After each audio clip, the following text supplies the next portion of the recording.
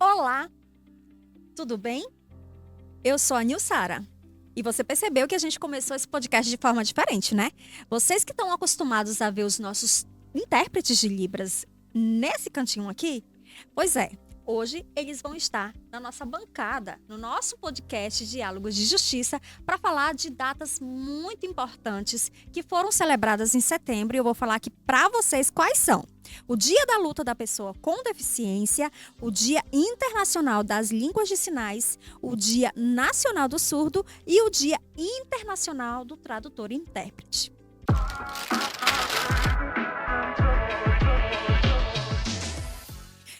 Então, sejam muito bem-vindos, Tiago e Maicon, Tiago Viana, Maicon Moleta, que são os nossos tradutores, né, os nossos intérpretes de Libras, que atuam aqui no Poder Judiciário. Mas antes de começar, por uma questão de acessibilidade, eu vou fazer minha autodescrição e em seguida eu gostaria que vocês também fizessem as de vocês. Eu sou Nilsara. Sou uma pessoa branca, uma mulher branca de cabelos loiros compridos, estou vestindo uma camisa social rosa, uma calça social rosa mais escura. Estou sentada aqui no estúdio de gravação de podcast. Tiago, por favor.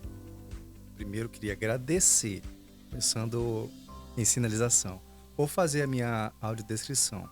Sou um homem moreno, alto, 1,78 m. Estou vestindo um terno preto, uma camisa preta e, para destacar, uma gravata azul. Faço uso de óculos e tenho 2 sinais no meu rosto, que é o meu sinal perante a comunidade surda. Maicon. Olá, bom dia, boa tarde ou boa noite, né? Depende do horário que você vai assistir esse podcast. Então, a gente inicia falando em Libras porque é a nossa língua também, assim como da comunidade surda. E para me autodescrever, eu sou um homem branco, tenho altura mediana, 1,76 m. Estou vestindo aqui uma camisa, um terno preto, uma camisa preta, aliás, de praxe, né? Todo de preto. E é isso.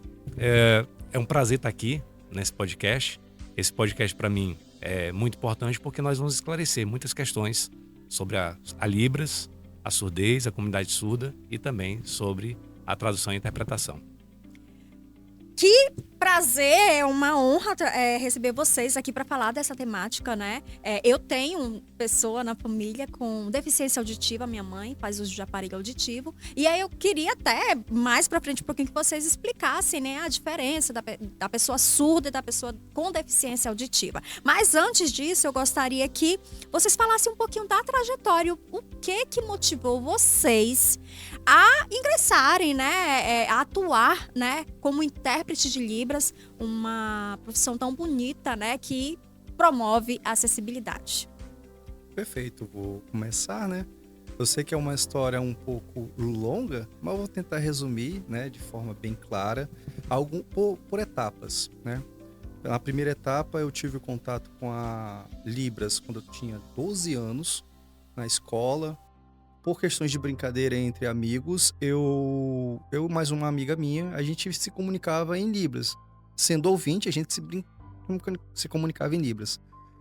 Muito tem a ver com o que a Xuxa fazia, né? As musiquinhas e tudo mais. E aí a gente começou a gostar disso e começava a conversar dentro da sala. Esse foi o primeiro período. A outra parte foi quando a minha mãe começou a trabalhar com crianças surdas. E quando eu saía da escola, eu ia para o local onde ela trabalhava e lá tinha contato com outros surdos, praticamente quase na mesma idade que a minha, então a gente cresceu junto. Eu sempre tendo esse contato com Libras. Aí eu digo que agora a terceira parte é o período escuro, que eu não tive mais contato com Libras nenhuma. Foi quando eu ingressei nas forças militares, eu passei 8 anos sem ter contato nenhum com Libras, com nada. E aí, depois que terminou esse período, eu recebi uma ligação de uma amiga minha, que trabalhava na prefeitura, e ela perguntou: Tiago, você poderia fazer uma tradução para uma mãezinha surda, que ela estava sendo atendida no programa Família que Acolhe. E lá foi o meu primeiro contato com tradução e interpretação em língua de sinais, ali. Aí eu, tudo bem, vou lá. E aí, ali se começou o meu trabalho nesta área. Como eu ainda tinha somente os conhecimentos básicos, eu precisei me capacitar. Sendo assim, eu retornei os estudos da Libras no CAIS. E lá no CAIS, tendo contato com outros alunos, uma aluna, que hoje ela é intérprete de Libras, assim como eu, ela falou para mim, temos a Universidade Federal, o curso Letra Libras. Eu não sabia, era um curso novo. E aí, eu decidi, junto com a minha esposa, olha que legal, junto com a minha esposa, de ingressar e fazer o vestibular para poder entrar na Universidade Federal. Passou-se os 4 anos normais, estudando tudo sobre a Libras e sua gramática, linguística, tudo. E aí a gente se formou. Nesse mesmo período, eu fiz o meu credenciamento, a convite do Maicon, né? A convite do Maicon, que ele já conhecia a minha sinalização e ele já estava precisando de um apoio maior aqui no tribunal para atender nas demandas que estavam começando a crescer pós-pandemia. E principalmente no período da pandemia, cresceram muito. E aí foi o período em que eu falei, realmente, eu não tenho mais como fugir. É isso, a profissão é essa. E aí eu fiz uma pós-graduação, hoje eu sou especialista nessa área e tenho muito orgulho de poder possibilitar a acessibilidade comunicacional de tudo o que vem acontecendo dentro do tribunal, seja de eventos, seja de vídeos, que a comunicação está podendo chegar com os surdos e eles estão conseguindo construir informações. O que antes, outrora, não tinha, hoje eles já estão conseguindo ter um pouco mais de acesso dentro da justiça. Então essa é a minha trajetória até os dias de hoje. Agora, Michael, eu queria que você contasse pra gente como é que tem sido a sua trajetória como intérprete de Libras. Bom, minha trajetória, ela, assim como aconteceu com o Thiago, na verdade eu sempre falo nos meus cursos que a Libras, na verdade a gente não escolhe a Libras, ela é que nos escolhe. Então assim, eu trabalhava com informática e eu tinha lá 18 anos e depois disso aí eu comecei a ver os surdos, na verdade esse período eu andava muito de ônibus, trabalhava muito em um lugar bem distante da minha casa, pegava 8 ônibus por dia. E aí eu os via se comunicando nos ônibus e eu achava interessante. Eu falei, eu tenho que aprender isso. Muitos anos se passaram e uma amiga minha me chamou, pelo fato de eu trabalhar com informática, para trabalhar no CAIS. O CAIS, só para explicar para quem não conhece, é o Centro de Apoio às Pessoas com Surdez do Governo do Estado. Na verdade, é uma parceria do Governo do Estado com o Governo Federal, para que possa promover a acessibilidade, inclusão das pessoas surdas. Então, é um centro que é focado nesse objetivo. E ela me chamou para trabalhar no CAIS. Fiz uma oficina antes disso. Me identifiquei mesmo com a língua, até porque eu já tinha interesse, né? Muitos anos antes. E ali eu aprendi o básico da Libras e comecei a me comunicar. Então, eu tinha contato com eles todos os dias, né? Trabalhando no CAIS. Tinha contato com os surdos e me tornei amigo de muitos deles. E acho que isso foi o diferencial, né?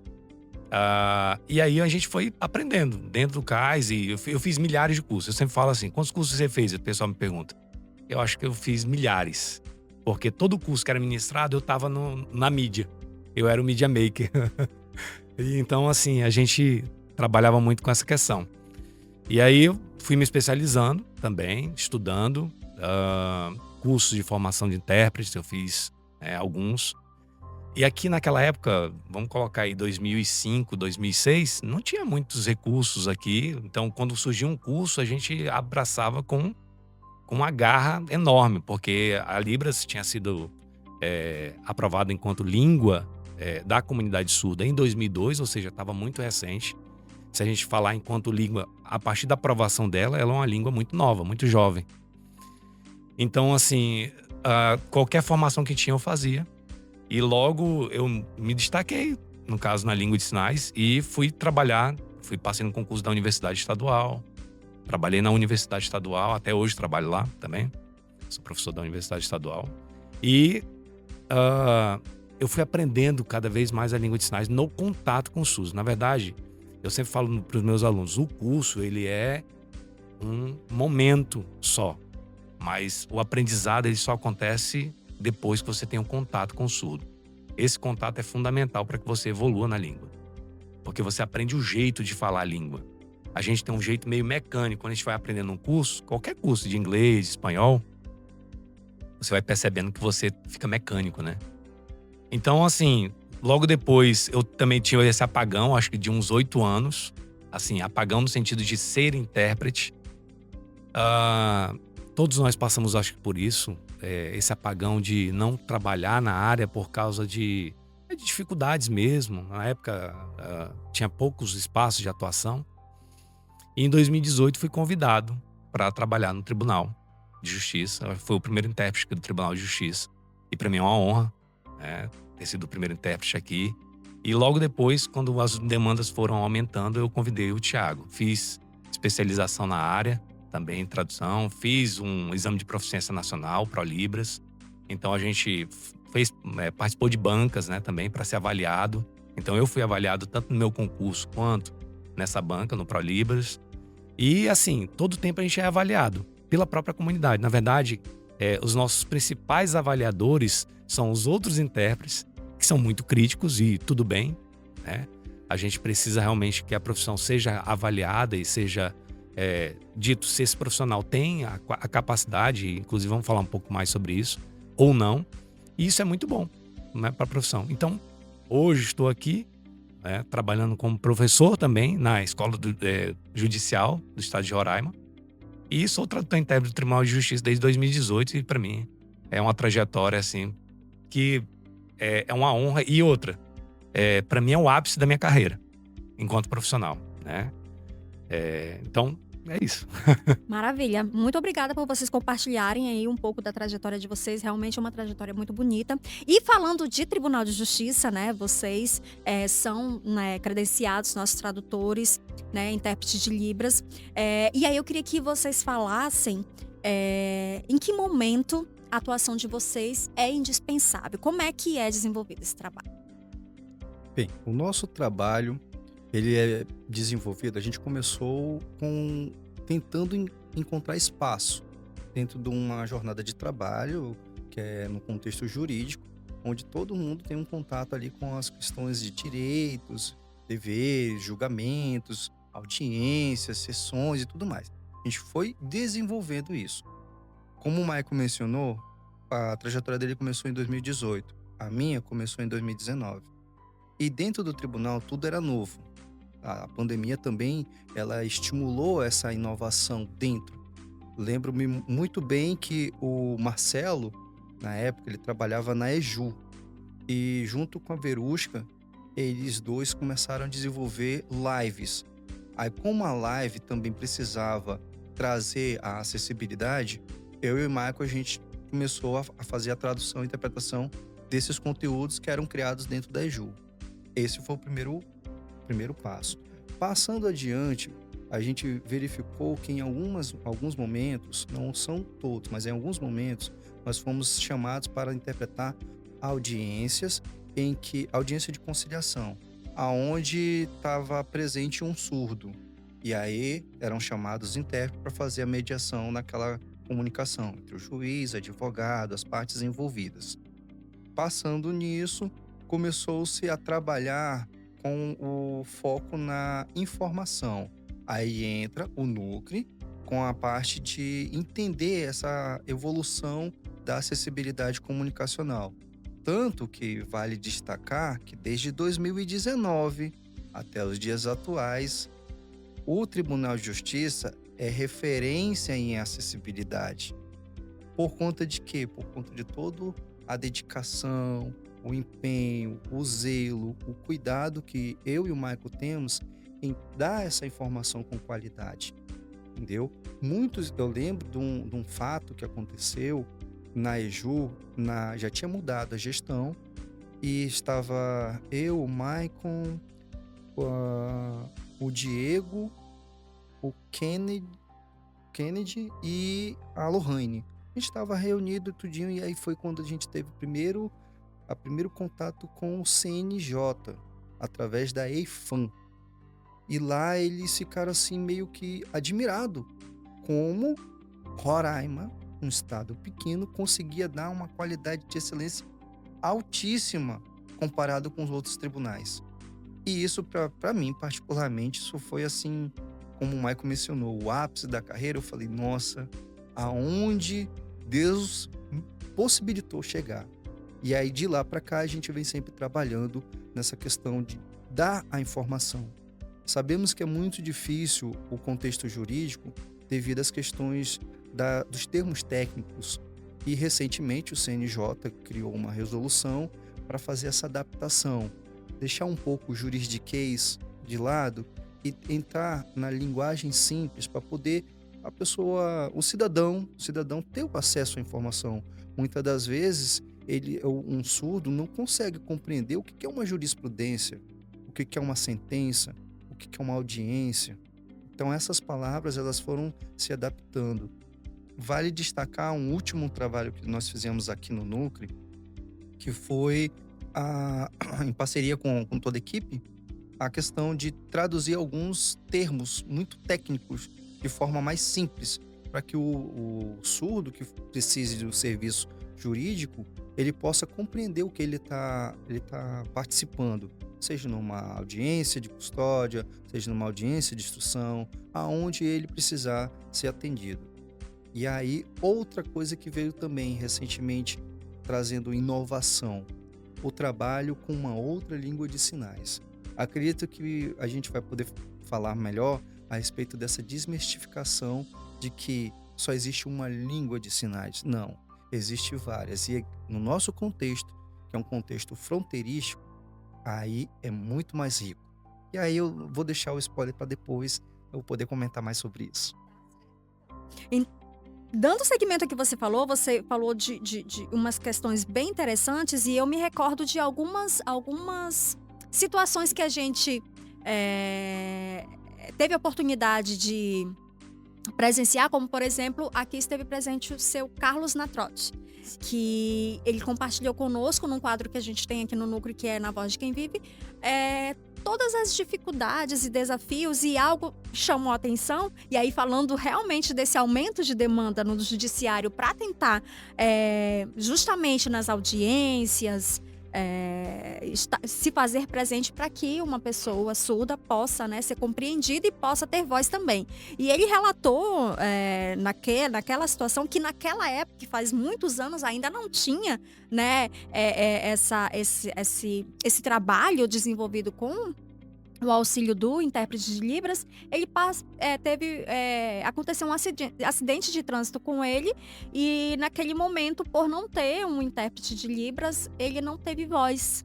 E ele não teve a oportunidade de falar a versão dele. E por esse motivo, ele sofreu uma condenação e precisou ali prestar um serviço à comunidade, né? E isso realmente impactou, porque hoje, né, graças a Deus, o tribunal tem evoluído bastante, tem buscado realmente em cada audiência se fazer presente. Doutora, nós tivemos a participação de uma juíza, que também, doutora Suelen, ela falou que numa das audiências que ela teve a oportunidade de participar, audiência de custódia, teve uma pessoa surda, e a pessoa, no final, agradeceu, né, por ter aquele serviço ali disponível, porque ela pôde realmente ter voz, pôde ser ouvida, né, e realmente é um trabalho muito bonito, muito grandioso. E Michael, falando desse trabalho tão bonito e dessas datas comemorativas, que são muitas, né? Tivemos algumas aí no mês de setembro, mas a gente tem no decorrer do ano várias outras datas que buscam, né, lembrar, né, da importância da acessibilidade. Eu queria que você mencionasse, né, trabalhando no Tribunal de Justiça, como vocês falaram, esse trabalho que vocês desenvolvem em várias frentes, seja nas audiências, nas sessões, no trabalho com o Núcleo, né, nos nossos vídeos educativos, a importância de celebrar essas datas. Aproveitando a tua pergunta e puxando um gancho da resposta do Thiago, o lugar, o espaço que o surdo precisa ter acessibilidade é qualquer espaço, em todos os espaços. Na verdade, hoje a grande dificuldade ainda é a sociedade em compreender o porquê que nós estamos aqui. Muitas pessoas às vezes nos perguntavam logo no começo, né? Mas por quê? Por que esse tanto de língua de sinais? Então, assim, o surdo, como você falou, o Carlos, ele passou por muitas lutas. Essas lutas não é só dele, é de toda a comunidade surda. Então, toda a comunidade surda sofre essa dificuldade comunicativa. A comunicação é a base de toda a sociedade. Então, se não há comunicação, não há entendimento, não há relação. Então, para os surdos, a língua brasileira de sinais é a primeira língua deles, principalmente para os surdos sinalizantes. Então, nós temos surdos sinalizantes, surdos não sinalizantes. É importante a gente explicar isso porque as pessoas falam assim, olha, eu fiz um bate-palma e ele virou. Então, não é que porque ele é surdo, que ele é 100% surdo. Ele pode ter um chamado resíduo auditivo e ele pode virar e perceber o som, o barulho mais elevado, ele pode perceber. Não tira dele a qualidade de surdo. Então, ele continua sendo surdo. Então, comemorar essas datas, celebrar essas datas, o dia 21 de setembro, dia da luta da pessoa com deficiência, 23 de setembro, dia internacional das línguas de sinais. Então, é interessante essa data porque ela mostra que a língua de sinais, a nossa, que nós utilizamos aqui, é a brasileira, como o Thiago havia falado. E nós temos a língua de sinais venezuelana, né? Também que ele citou. E ele está melhor que eu nessa área da língua de sinais venezuelana. Até porque é uma outra língua de sinais também. Então você precisa se aprofundar, precisa estudar mesmo. A fundo a linguística dela, a estrutura, a gramática. Assim como tem a gramática da língua brasileira, tem a gramática da língua de sinais venezuelana. A gente acha igual algumas pessoas falavam. Inclusive, eu lembro quando jovem, ia à Venezuela fazer as compras, eu falo, não, já sei falar o espanhol. Eu chegava lá, pedia canudino, né? Era pitilho. Então a gente acha que a gente sabe a outra língua e não sabe. Na verdade, a outra língua, a língua de sinais venezuelana, é totalmente diferente da nossa. Então tem alguns resquícios só de sinais que são parecidos, mas é totalmente diferente. Assim como a língua de sinais americana, assim como a língua de sinais do Uruguai, da Argentina. Então cada país tem a sua língua de sinais. É bem interessante, importante falar sobre isso. Então aprender a língua brasileira de sinais, você não vai conseguir viajar o mundo todo, né, para conhecer todos os países falando só em língua brasileira de sinais. Então, até porque os idiomas também são diferentes. E cada língua de sinais se adequa, né, ao idioma daquele país. Interessante. E assim, quando a gente está falando sobre a luta, por exemplo, o Dia do Surdo, é um dia de conquista, né, que remete-se ao dia da criação do Instituto, no caso, Imperial de Educação de Surdos Mudos, em 1857, por Dom Pedro II. Né? Então, Ernest Rouet foi trazido da França, um surdo francês. Ele já falava alguns idiomas quando ficou surdo, aos 20 e poucos anos, 22 anos. E ele aprendeu mais 2 idiomas ali, inclusive a língua de sinais francesa. Então, alguns historiadores retratam que Dom Pedro II tinha um sobrinho surdo e ele se interessou pelo jeito que aquele rapaz se comunicava em língua de sinais francesa e ele o trouxe ao Brasil para disseminar a língua de sinais. Tanto que a nossa língua de sinais é uma língua de sinais co-irmã, vamos dizer assim, com a língua de sinais francesa. Então, porque foi disseminado dessa maneira. Então, quando os surdos, no dia 26, eles mostram que eles têm uma língua. E ela precisa ser respeitada. Então, na verdade, quando a gente está falando sobre postagem, sobre disseminação de qualquer conteúdo, é importante que seja em língua de sinais, por causa deles, realmente. Para que eles possam entender essa comunicação, essa informação. Principalmente, uma das questões que eu sempre destaco aqui no período da pandemia foi muito sério, muito grave, porque muitos espaços, por exemplo, informes de instituições oficiais não eram feitos em língua de sinais. Então, só em alguns espaços é que eles conseguiam. Por exemplo, intérpretes mesmo, em casa, viam aquela informação, traduziam, interpretavam e disseminavam na sua rede social e eles pulverizavam isso aí nas suas redes sociais para que todos tivessem as informações igual os ouvintes. Então, e uma outra situação é o dia 30, né, de setembro, é outra data marcante, importante, que é o Dia Internacional dos Intérpretes, tradutores e intérpretes. E ali a gente se encaixa também nessa situação, porque somos intérpretes de língua de sinais, muitas vezes discriminados pelos intérpretes orais, porque isso não é língua. Muitas vezes, muita gente ainda tem esse pensamento que não é língua. Até porque a língua brasileira de sinais foi aceita em 2002 pela Lei 10.436, e até então ela era tida como um arremedo de língua, como uma cópia mal feita da língua portuguesa, até porque ela utilizava ainda estruturas da língua portuguesa em alguns momentos, porque era chamado de português sinalizado. E esse português sinalizado criou-se na ideia, ou no ideário popular, que era uma cópia da língua portuguesa. Não era, nunca foi, né? A gente pega por exemplo, algumas letras iniciais das palavras, mas hoje já tem um movimento, na verdade há alguns anos já tem esse movimento dos surdos em retirar essas letras para que realmente não tenha nada da língua portuguesa dentro da língua de sinais, nenhum empréstimo. Mas se a gente pensa, eu estou dando muita informação, né, num espaço de tempo curto, mas se a gente pensar nessa questão das línguas orais também, a gente tem muito empréstimo. Por exemplo, palavras como WhatsApp, internet, são todos empréstimos linguísticos e ninguém fica falando mal disso. Né, verdade, né? A gente empresta mesmo muitas palavras, né?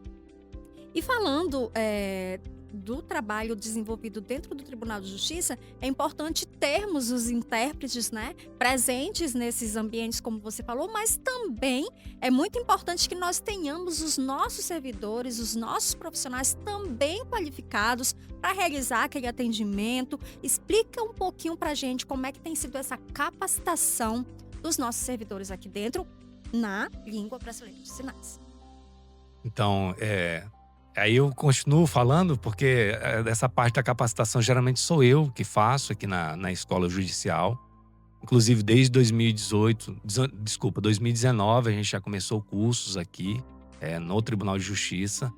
Então, nós fizemos para mais, acho que de 20 cursos ao longo dos anos no Tribunal de Justiça, através da escola judicial. A antiga era a escola do judiciário. Aí mudou para a escola judicial. Hoje em dia é a escola judicial do estado de Roraima. Então, a EJU eu vejo como uma parceira, né, fantástica, maravilhosa. Todos os desembargadores que estiveram à frente da escola, como diretores da escola, eles sempre estavam preocupados realmente em promover a acessibilidade e inclusão. E hoje a escola está ainda mais preocupada, porque nós temos outras métricas do próprio CNJ que estabelece que a escola ela precisa focar na acessibilidade e inclusão. Então nós temos a Comissão de Acessibilidade e Inclusão. A desembargadora Tânia, ela ainda é a líder, né, dessa comissão, presidente da comissão. Obrigado. Então, ela continua como presidente da comissão. Há muitos anos ela é presidente da comissão. E ela faz questão, inclusive, né, de ser a presidente.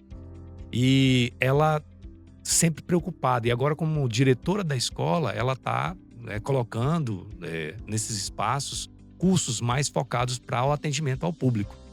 Porque, muitas vezes, o intérprete ele é chamado. Nós somos chamados para audiências, né, conciliação e tudo mais. Só que quando o surdo chega lá, até ele ser atendido pelo intérprete, ainda tem essa barreira, né, comunicativa. E o foco é justamente esse, que as pessoas, os atendentes que estejam à frente, né, para fazer essa recepção dessa pessoa com surdez, ele tem essa comunicação básica, né, de Libras para oferecer uma água, um café, dar essa receptividade, seja bem-vindo, bom dia, boa tarde, boa noite. Qual o número do seu processo? Então, nós trabalhamos, inclusive no dia 27 agora, nós encerramos um curso de Libras focado só em atendimento. Então, o nosso enfoque foi atender ao público da melhor maneira possível. Então, a gente trabalhou com muita dinâmica. Na verdade, eu estava preocupado com esse curso, mas por causa que ele era aos sábados, né? Então, como um servidor, alguém contratado virá ao sábado para fazer um curso. Então, a minha preocupação era que esse curso fosse o mais dinâmico possível, o mais divertido possível e o que tivesse mais aprendizado. Então, assim, a gente teve um suporte enorme da equipe. A equipe da EJU é maravilhosa. Eu vou evitar falar nomes, porque se você fala o nome de um e não fala o nome de outro, pode a pessoa se sentir, né, excluída. Então, eu quero dizer sobre a equipe da EJU que me deu esse suporte, porque um trabalho que é desenvolvido dessa magnitude, ele não é um trabalho sozinho, não é um trabalho feito com uma mão. Na verdade, o nome do curso é Conectando Mãos. É justamente as mãos unidas para que a gente pudesse fazer o curso acontecer da melhor forma possível. Então, uma das dinâmicas que nós utilizamos foi, inclusive, fazer... como o pessoal gosta muito de música, e o meu curso era focado em atendimento, eu procurei não utilizar músicas do cotidiano, que as pessoas geralmente gostam de interpretar. Então nós utilizamos a inteligência artificial, pegamos o nosso diálogo que nós estávamos utilizando como protocolo, nós criamos um protocolo de atendimento. Se o surdo falar isso, você responde isso. Se o surdo falar aquilo, você responde aquilo outro. Então a gente foi colocando esse protocolo para que a pessoa não ficasse assustada. Então, se o surdo falasse alguma coisa, ela já saberia, ela já vai saber. Então, no caso, desde o dia 27, eles já estão sabendo como atender esse surdo. Então, aí a gente colocou na IA, né, utilizando o ChatGPT, para que ele pegasse aquele diálogo e transformasse em uma música. Então, teria rima, né? E pegamos essa rima e jogamos num programa. Eu não estou sendo patrocinado por ninguém, tá? Então, ninguém está me pagando para falar, mas eu estou falando como foi a dinâmica. Foi bem bacana. E os alunos gostaram muito dessa dinâmica. Então, nós utilizamos o Suno e outras inteligências artificiais para converter em música. Então, acontecia a música e eles iam cantando o atendimento. Olha, então, foi bem bacana. Eles sorriam bastante. Ficou muito engraçado porque, imagina, vários ritmos aí, sertanejo, forró, enfim, vários ritmos que tiveram. Eles apresentaram rock, inclusive, também. E aí, eles apresentando, e foi o último dia, foram unânimes. Eles estavam com um sentimento de formação de ensino superior. Parecia uma formação de ensino superior. O curso, a emoção das pessoas, o nível de sinalização que eles tinham, que eles tiveram. O surdo também foi uma parte fundamental. Eu gostaria de destacar isso, que a parte fundamental do nosso curso é que a gente ministra sempre com um surdo, para que ele possa avaliar os alunos, para que ele possa também, os alunos possam copiar o jeito de falar do surdo, né? Então isso é muito importante. E outra, dar visibilidade à pessoa surda, porque às vezes a gente sempre faz alguns eventos, na verdade o tribunal nunca fez isso, mas outras instituições fazem eventos que os surdos não participam, não estão lá. Muitas vezes é para os surdos, mas os surdos não participaram da criação.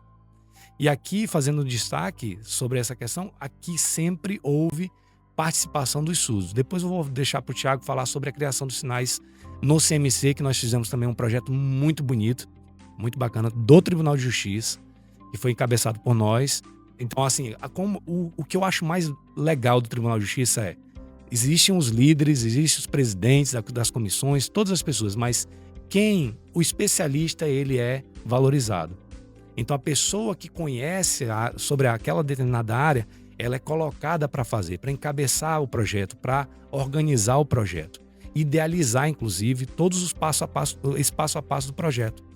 Então, de verdade, em todas as capacitações e formações que nós já fizemos, essa, sem dúvida, foi a melhor. E tem a novidade. Em breve vai ser lançado o curso virtual da EJU, então, que eu também ministrei, eu fiz o curso, gravei o curso completo de Libras básico. Então, nós teremos trilhas, né? Então, vai ser a trilha básica, a trilha intermediária e a trilha avançada.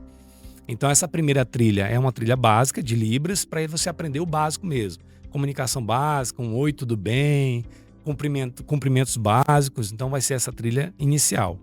Tem um pouco da minha fala também, da história dos surdos. Então, eu falo sobre essa perspectiva do surdo, do povo surdo, e coloco eles como fundamental, né, em todo esse processo.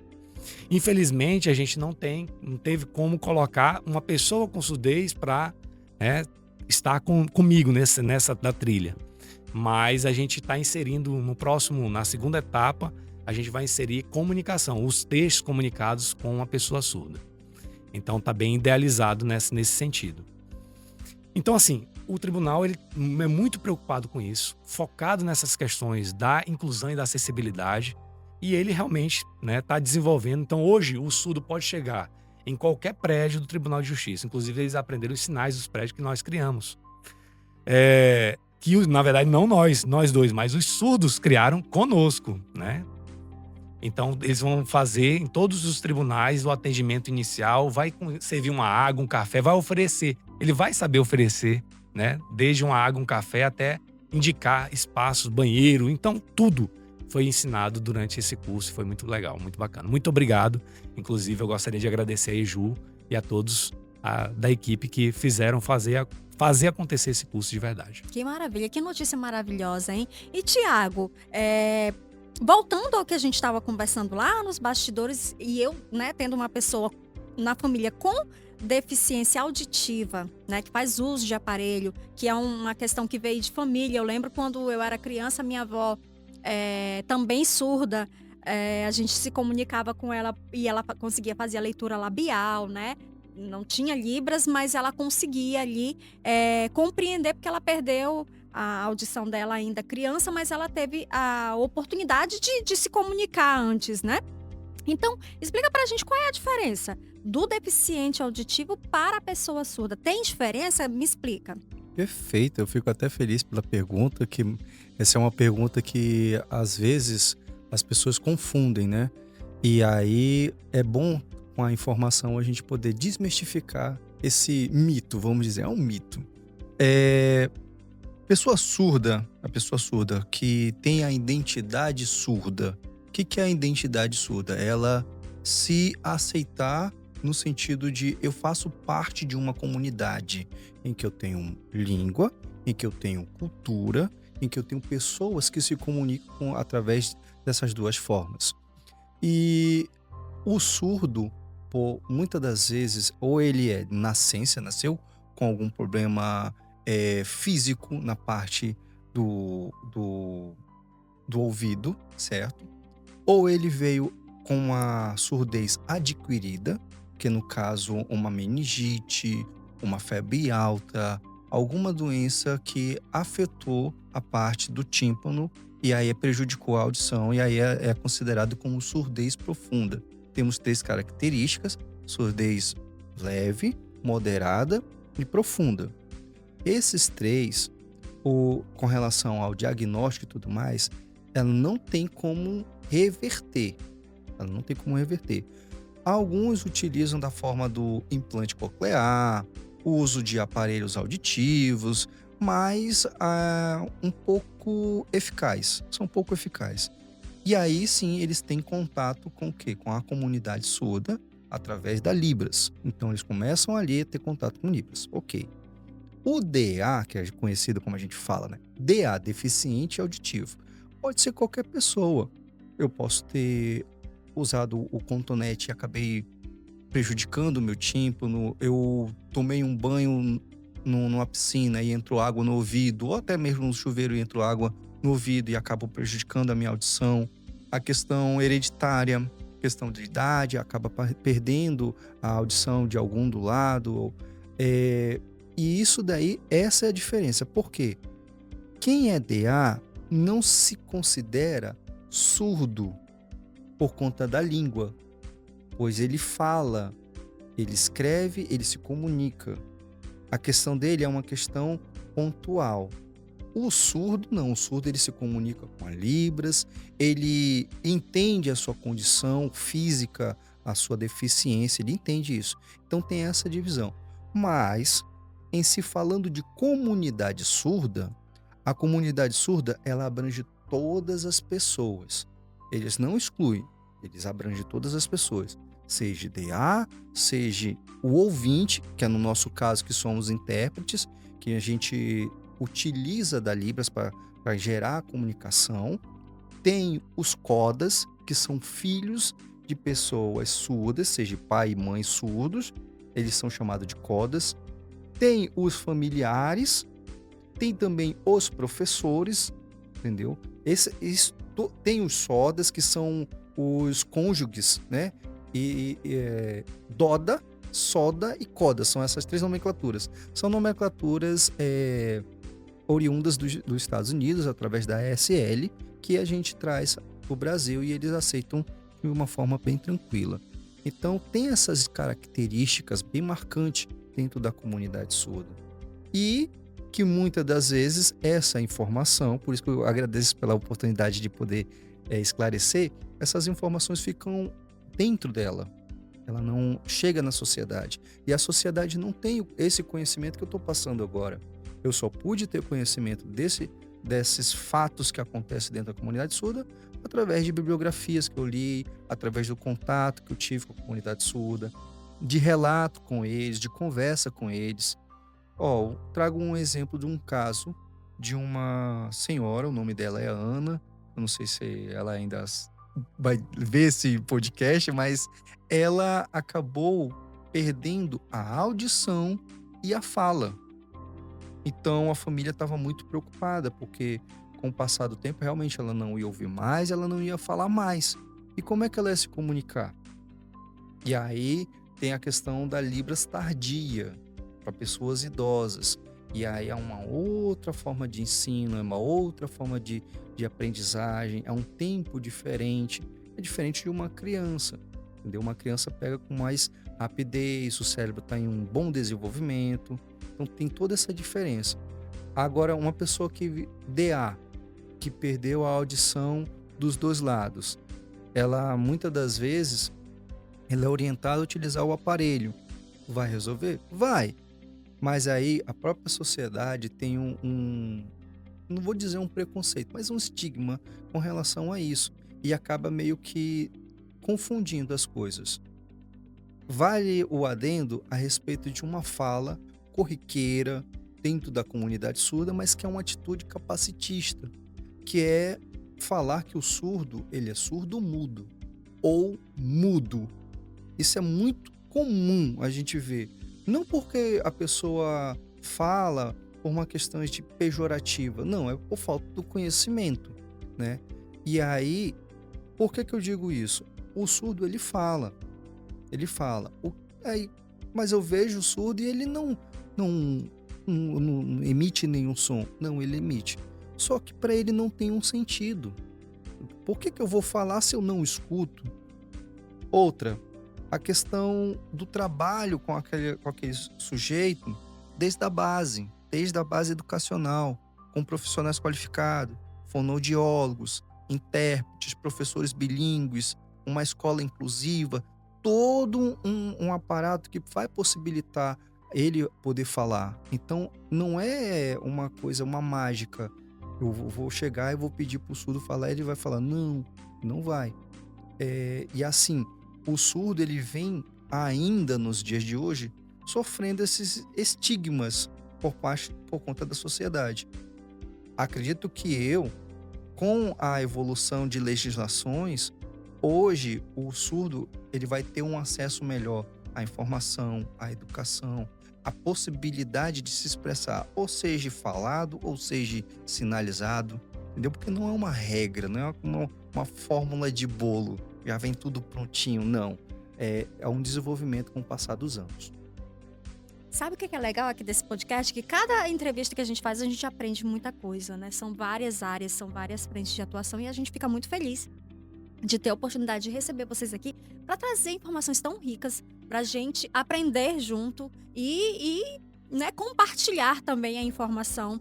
Realmente é muito interessante. E para finalizar, a gente gostaria até de falar mais sobre o assunto, mas devido ao tempo, eu queria que vocês falassem para a gente como vocês se sentem, né? Porque eu acredito aí que é um trabalho que traz uma satisfação pessoal enorme para vocês, principalmente quando vocês veem os resultados, né? São muitas histórias vivenciadas e eu queria que cada um de vocês falasse um pouquinho como vocês se sentem atuando como profissionais tão importantes que promovem a acessibilidade. Bem, eu me sinto muito feliz, né? E honrado por estar tendo como transmitir a fala de alguém, o pensamento de alguém, a discussão de alguém para uma pessoa que não estava tendo aquela informação.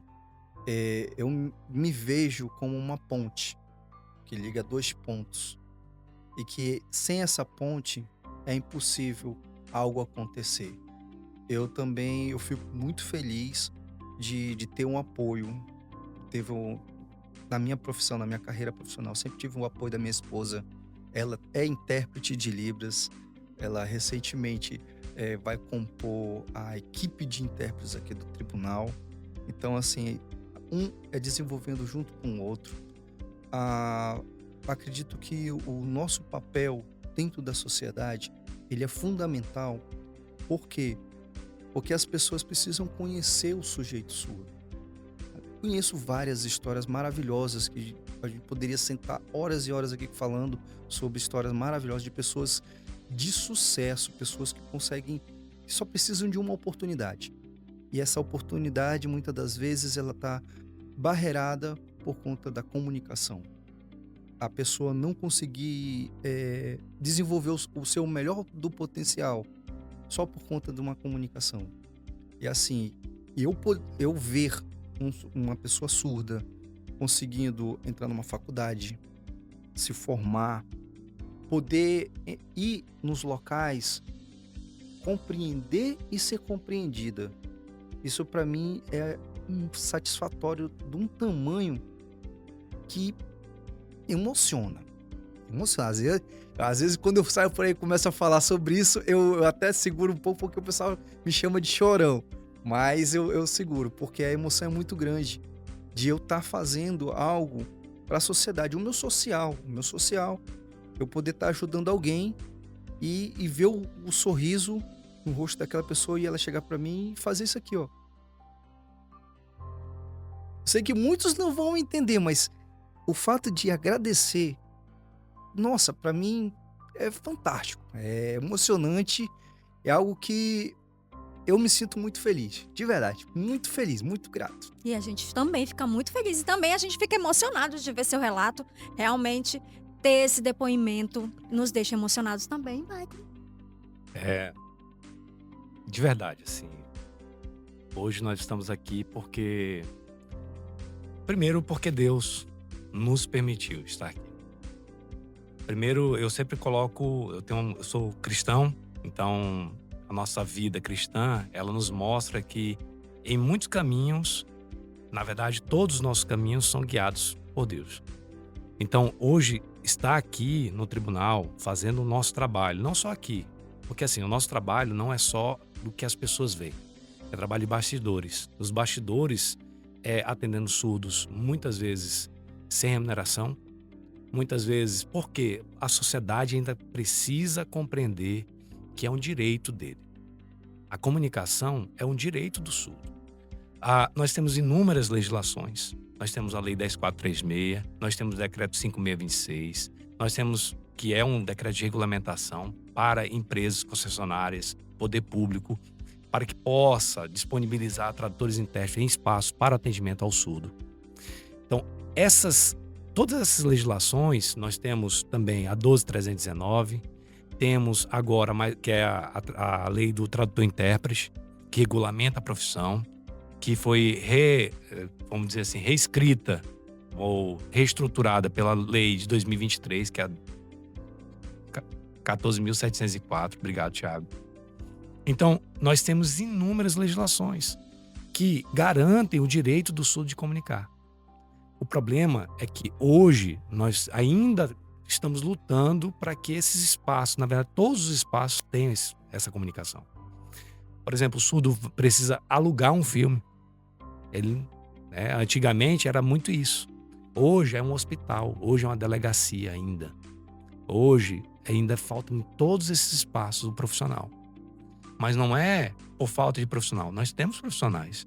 Agora, o poder público ele precisa abrir os olhos para isso. O poder público ele precisa realmente colocar profissionais nesses espaços para que possa atender a população surda. É um direito dele. É como qualquer cidadão. Se eu vou em qualquer lugar, eu tenho comunicação. Então, se ele não tem comunicação, como é que ele vai dizer que está doendo? Aonde? Como? De que jeito? Recentemente eu vi um parto humanizado com auxílio do tradutor-intérprete. Do intérprete, no caso, né? A diferença, inclusive, para explicar para o ouvinte, para quem está assistindo, é que tradutor é aquele que geralmente traduz um texto do papel, né? E pode ser sinalizado. E, na verdade, hoje, o professor Dr. Carlos Rodrigues fala que a tradução ela está mais com relação ao tempo de tradução. Por exemplo, se eu tenho o recurso de rever aquele material inúmeras vezes, eu posso traduzir aquele material. É chamado de tradução. Então, porque eu revi, e aí eu tive um tempo para produzir aquele material, é tradução. Quando é just in time, ou seja, naquele exato momento, naquele tempo, ou seja, eu estou ouvindo o texto ou lendo o texto e já estou sinalizando, aí é chamado de interpretação. Então, o intérprete, nesse espaço, nesse momento, né, do nascimento de uma criança, olha como é fantástico. A reportagem ela falava que foi tudo emocionante, os profissionais, né? Então, quantas pessoas precisam de atendimento? público. Inúmeros espaços, na verdade todos os espaços. E muitas vezes o surdo não tem essa oportunidade. Então, a minha profissão hoje é um orgulho, né, que eu sinto orgulho de ser um profissional tradutor-intérprete.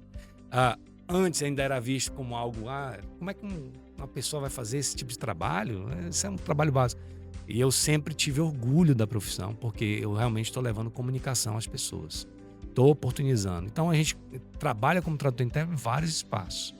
Então, eu trabalho, por exemplo, na minha igreja. O Thiago também trabalha na igreja dele, como tradutor-intérprete. Trabalha não, a gente é o nosso social, o nosso trabalho social.